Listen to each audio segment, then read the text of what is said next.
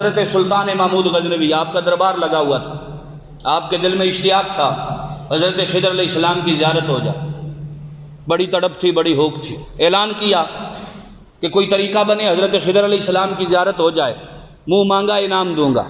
ایک غریب آدمی تھا مقروض، وہ اٹھ کے کھڑا ہو گیا، کہنے لگا کہ بادشاہ سلامت، میں آپ کو خضر علیہ السلام کی زیارت کرواؤں گا، مجھے اتنے پیسے دے دیں۔ کہا ٹھیک ہے، جتنے اس نے مانگے تھے آپ نے دے دیے۔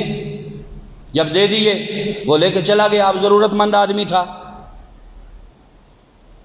اس نے اپنی ضرورت پہ لگا لیے۔ وہ پھر آیا دربار میں تو بادشاہ نے پوچھا، سلطان محمود غزنوی نے، بتا بھائی، تو نے وعدہ کیا تھا، ابھی تک زیارت نہیں ہوئی خضر علیہ السلام کی، تو نے کوئی وظیفہ وغیرہ نہیں کیا، کوئی چلہ وغیرہ نہیں کیا؟ کہنے لگا حضرت ابھی تھوڑا مسئلہ باقی ہے، تھوڑا وظیفہ باقی ہے ابھی، تو آپ اتنے پیسے اور دیں مجھے۔ کہا ٹھیک ہے جی، یہ لے جاؤ۔ جتنے مانگے اتنے اور دے دیے۔ وہ مقروض تھا، اس نے اپنا قرضہ اتار لیا۔ پھر واپس آیا۔ جب واپس آیا تو سلطان محمود غزنوی نے کہا، ہاں بھائی، مجھے ابھی تک زیارت نہیں ہوئی۔ اٹھ کے کھڑا ہو گیا دربار میں، کہنے لگا بادشاہ سلامت، میں کیا زیارت کرواؤں گا، میں تو عام سا آدمی ہوں، مقروض تھا، پہلے پیسے لیے، قرضہ اتار لیا، دوبارہ آیا، آپ سے پیسے لیے تو میں نے اپنی ضروریات پہ لگا دیے، میں آپ کو زیارت نہیں کروا سکتا۔ جب بادشاہ نے اس بات کو سنا تو بڑا غصہ آیا، بڑا غصہ آیا کہ اس نے کیا کیا ہے۔ اپنی رعایا، اپنے جو دربار میں بیٹھے ہوئے احباب تھے ان سے پوچھا، کہا ہاں جی بتاؤ، آپ اس کو کیا سزا دینی چاہیے؟ ایک وزیر سے پوچھا، بتا بھئی اس کی کیا سزا ہونی چاہیے؟ وہ کہنے لگا کہ میرا خیال یہ ہے کہ ابھی اس کے بدن کے ٹکڑے کر دیے جائیں، اس کا سر تن سے جدا کر دیا جائے۔ دوسرے سے پوچھا، تیرا کیا خیال ہے؟ وہ کہنے لگا میرا یہ خیال ہے کہ اس کے اوپر دہی پھینکی جائے اور دہی پھینک کے کتے چھوڑ دیے جائیں۔ جب پہلے نے یہ کہا کہ اس کے بدن کے ٹکڑے کر دیے جائیں، سر تن سے جدا کر دیا جائے، ایک بزرگ آدمی روشن چہرے والے اسی مجلس میں بیٹھے ہوئے تھے، تو سلطان نے ان سے پوچھا، آپ کیا کہتے ہیں؟ کہا اس نے جو رائے دی ہے یہ ٹھیک کہتا ہے۔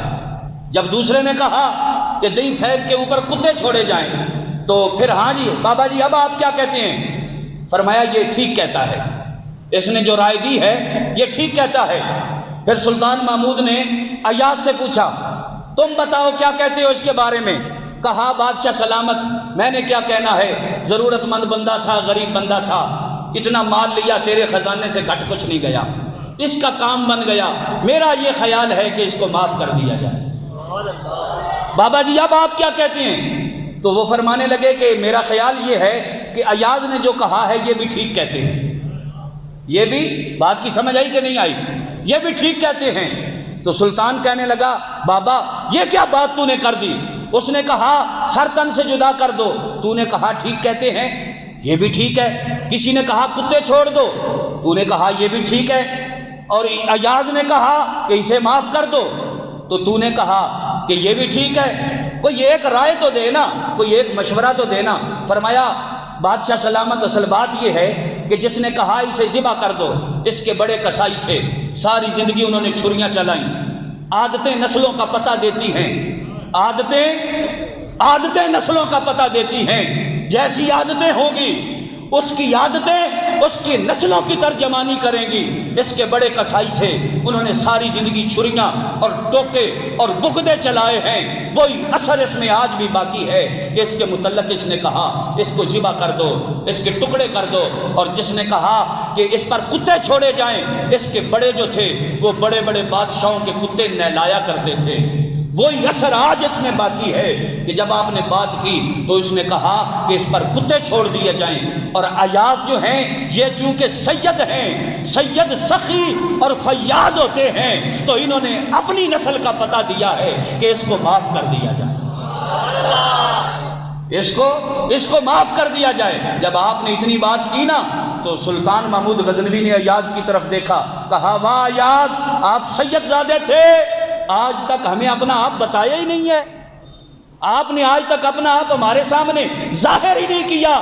جب اتنی بات ہوئی تو ایاز نے کہا کہ بادشاہ سلامت، اس بابے نے میرا بھید کھولا ہے، میرا راز کھولا ہے، اب میں بھی بتاؤں یہ بابا کون ہے؟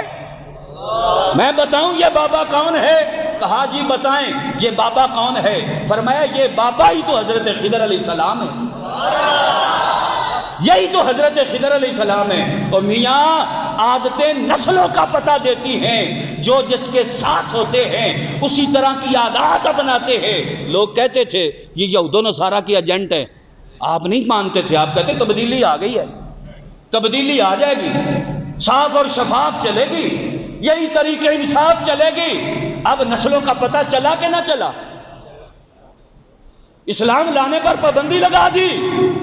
18 سال سے زائد عمر میں بھی اگر کوئی کلمہ پڑھے گا تو پہلے سیشن کورٹ میں جائے گا، 3 ماہ کورٹ کی اسٹڈی میں رہے گا، اس کے بعد وہ کلمہ پڑھ سکتا ہے۔ یہ بالسراسر اسلام کے مخالف ہے کہ نہیں ہے؟ اور بولو جی ہے کہ نہیں ہے اسلام کے مخالف؟ اسلام